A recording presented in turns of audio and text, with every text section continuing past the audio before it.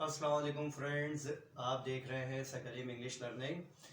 Dear friends, पिछली class के अंदर, पिछली वीडियो के अंदर मैंने ये एक्सप्लेन किया था व्हाट इज़ अ प्रीपोजिशन। और आज की इस लेक्चर के अंदर, इस वीडियो के अंदर मैंने कोशिश की है कि मुख्तलिफ प्रीपोजिशंस को डिस्कस किया जाए सेंटेंसेस के हिसाब से, ताकि इस प्रॉब्लम को सॉल्व कर लिया जाए। जिन लोगों ने मेरा पिछला लेक्चर नहीं देखा है वो मेरा पिछला लेक्चर देख सकते हैं, वो अवेलेबल है। आइए स्टार्ट करते हैं आज का वीडियो। सेंटेंस नंबर 1 हमें दिया गया है, he killed the snake dash a stick. हमने ये बात डिस्कस की थी कि प्रीपोजिशन कनेक्शन बताता है नाउन और प्रोनाउन का किसी और वर्ड के साथ सेंटेंस में। जिस तरह से ये टाइम की बात करता है, प्लेस की बात करता है, उसी तरह से ये दूसरे कनेक्शंस भी बताता है एक्शंस के बारे में। जिस तरह से ये सेंटेंस दिया गया है, he killed the snake dash a stick, यानी कि यहाँ पे उस इंस्ट्रूमेंट के बारे में बात की जा रही है जिसके जरिए से स्नेक को मारा गया है। याद रखिएगा, दो प्रीपोजिशंस यूज किए जाते हैं, number 1 with, number 2 by, B Y by. By और विद में डिफरेंस ये है कि हम विद यूज करते हैं when an action is performed by the help of instrument। जब आप किसी काम को किसी इंस्ट्रूमेंट के जरिए से करते हैं, जैसा कि यहाँ आप देख रहे हैं कि स्टिक दिया गया है, तो ये जो स्टिक है ये इंस्ट्रूमेंट है। और जो दूसरा हमारा प्रीपोजिशन है यानी कि बी वाई बाय, उसको हम यूज करते हैं when action is performed by the help of agent। Agent हम कहते हैं पर्सन को। तो इस सेंटेंस के अंदर इंस्ट्रूमेंट यूज किया गया है, इसलिए हम यहां पे यूज करेंगे विद।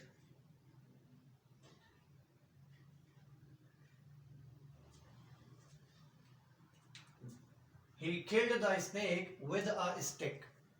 यहां पे ये सेंटेंस कंप्लीट हो जाता है। आपने बाय यूज नहीं करना, आपने थ्रू यूज नहीं करना, आपने फ्रॉम यूज नहीं करना, जो आम तौर पे लोग यूज कर देते हैं और मिस्टेक कर बैठते हैं। अब इसी से रिलेटेड हम एक और एग्जाम्पल लेते हैं जिसमें हम विद यूज कर सकते हैं। For example, I write with ink pen. एक सेंटेंस ये हो गया। इसी तरह से आप दूसरे कई सारे सेंटेंसेस बना सकते हैं जिसमें आपको ये बताना हो कि आपने वो action by the help of instrument किया है। Okay, sentence number 2, the snake was killed dash him. देखिए, तकरीबन सिमिलर सेंटेंस है ऊपर से, लेकिन यहां पे डिफरेंस क्या आ गया है, एजेंट दिया गया है। जब एजेंट दिया जाएगा तो हमें यूज करना है बी वाई बाय, तो ये सेंटेंस हमारा कंप्लीट हो जाएगा। The snake was killed by him. For example, the car is driven by me. The lecture is delivered by Sir Kaleem। The video is watched by people। ये वो sentences हैं जिसके अंदर हम बाय यूज करते हैं, क्योंकि इन सेंटेंसेस में जो एक्शन परफॉर्म हुआ है उसमें एजेंट की बात हो रही है। अंडरस्टैंड? नेक्स्ट देखते हैं एक और सेंटेंस जिसके अंदर प्रीपोजिशन बहुत ही बुरे तरीके से मिस्टेकली यूज करते हैं लोग, एरर आ जाता है उसके अंदर। Don't laugh dash the poor.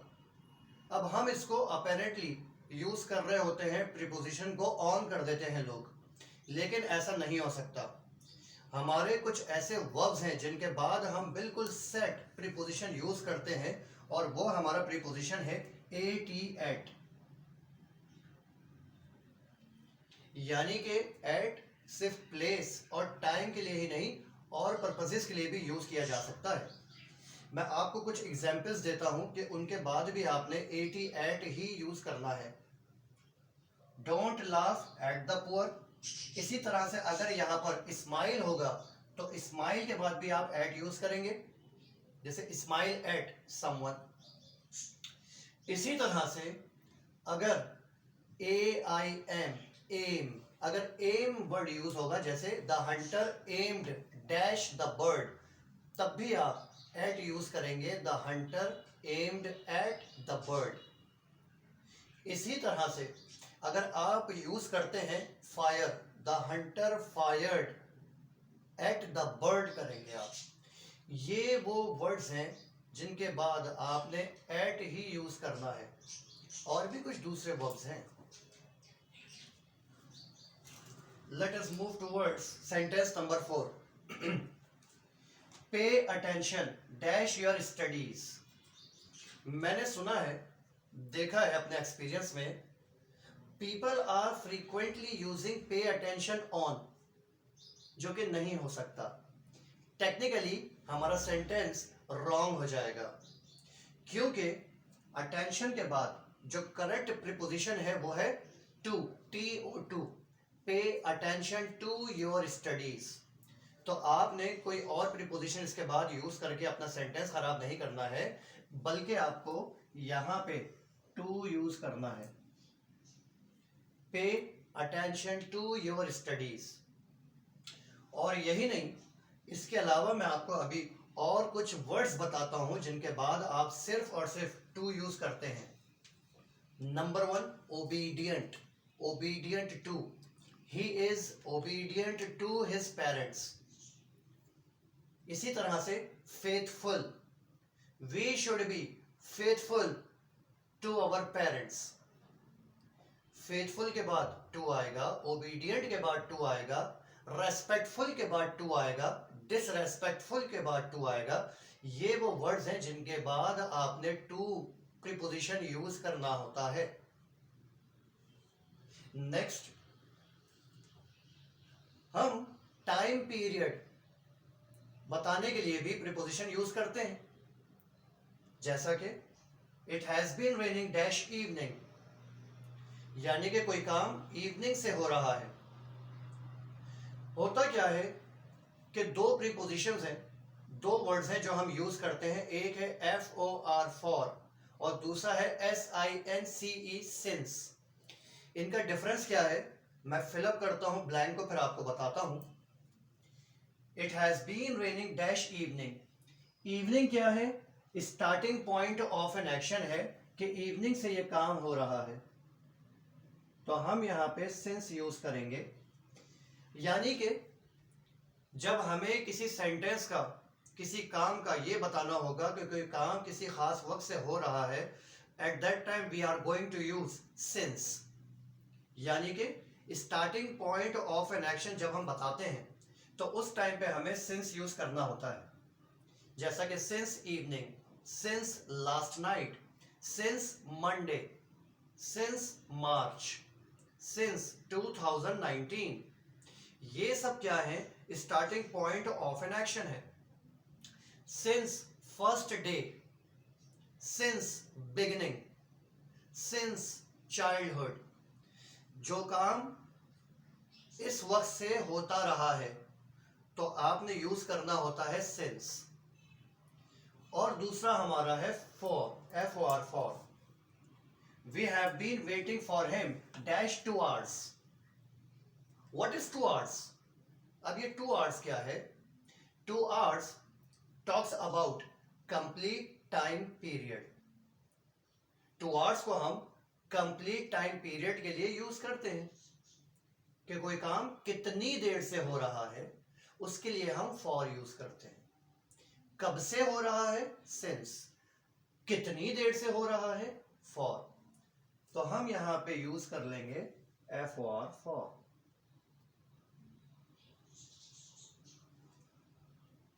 For 2 hours, for 2 days, for 2 weeks, for 2 months, for 2 years, for many days।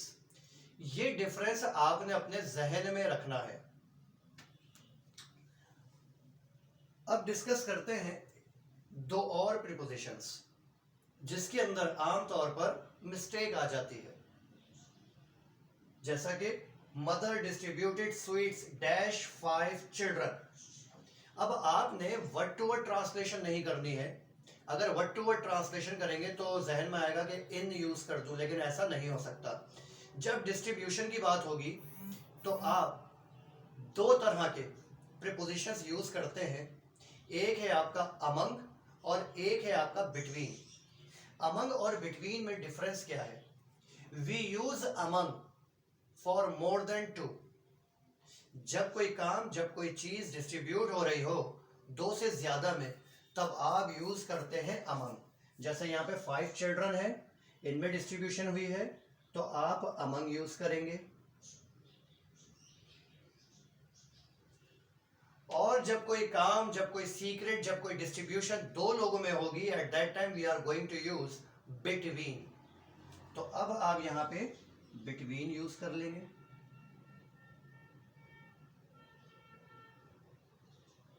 ऐसे, जैसा कि आप देख सकते हैं, the secret is between you and me. और किस तरह का sentence? The match was played between ABC school and XYZ school. इस तरह से। अब हम बात करते हैं एक और प्रीपोजिशन की, जिसमें आमतौर पे मिस्टेक आ जाती है। The fielder ran dash the ball. जब आप किसी चीज के पीछे भागे, उसको चेस करने के लिए, उस टाइम पे आपने यूज करना होता है आफ्टर। आप बिफोर यूज नहीं करेंगे, बिहाइंड यूज नहीं करेंगे, बल्कि आपने आफ्टर यूज करना है। जिस तरह आमतौर पर मैचेस के अंदर कमेंट्री में भी हम सुनते हैं, the fielder run after the ball, तो आपको इस तरह से यूज करना होता है।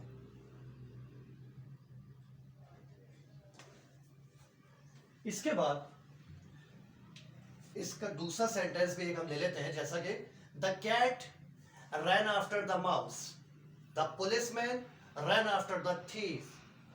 ये आप अपने जहन में रखेंगे। लास्ट वन, एक और यूज। प्राइस से पहले, जब आप प्राइस बता रहे हो, जब आप स्पीड बता रहे हो, उस टाइम पे आपको क्या प्रीपोजिशन यूज करना चाहिए, उसको डिस्कस कर लेते हैं। मिसेस ओकेंटर was driving dash 50 miles per hour. यानी कि यहां पर स्पीड आ गई है। जब भी आप स्पीड की बात करेंगे, प्राइस की बात करेंगे, रेट्स की बात करेंगे, at that time you are going to use preposition at 50 miles per hour. तो ये आपने अपने जहन में रखना है डियर फ्रेंड्स, कि विद को कैसे यूज करें, बाय को कैसे यूज करें। एट हो गया, टू हो गया, since, for, among, between, after, और एक और use of at. I hope you must have got my lecture. Subscribe भी कीजिएगा, शेयर भी कीजिएगा, मुझे कमेंट्स भी कीजिएगा कि आपको ये वीडियो कैसी लगी। Do a great care of yourselves. अस्सलाम वालेकुम।